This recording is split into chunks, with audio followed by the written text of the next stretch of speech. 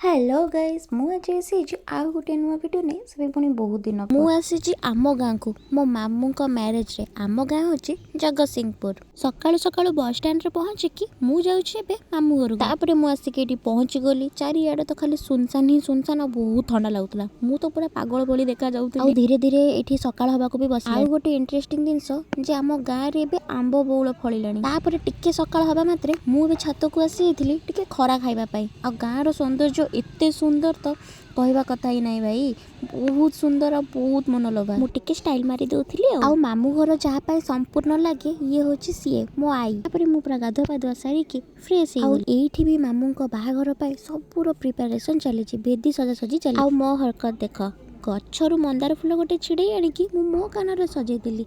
लागुछि ना मु एबे सुंदर पूरा ब्यूटीफुल। एई कामटा तो मोर आग। तापरे एठी मामूंकर मंगन हांडीटा बसा हे जाइतिला। आ मु आसी एथिली आम बारी बुलिबा पाई।